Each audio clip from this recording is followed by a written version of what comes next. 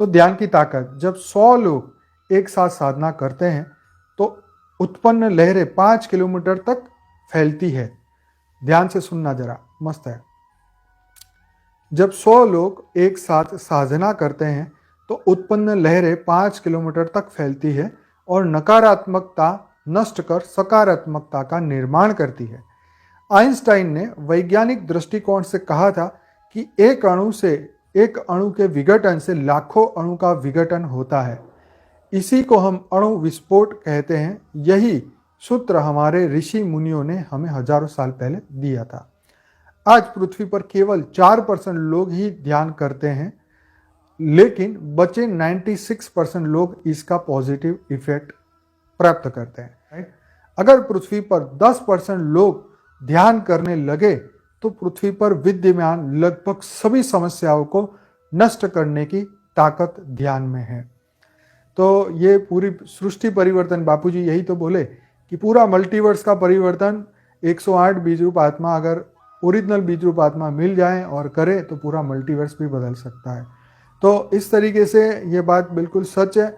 बापूजी ने तो सिर्फ 108 की यहाँ बात की, यहाँ तो 10% लोगों की बात की है, मतलब 700 करोड़ में से 10% लोग, ठीक है। तो उसकी बात कहिए 70 करोड़ लोग अगर ध्यान करें तो बहुत फर्क पड़ेगा। तो बापूजी ने तो बात की बीज रूप आत्मा की, क्योंकि बीज से ही संसार है, तो बीज जैसे होंगे वैसे ही दुनिया बनेगी। राइट?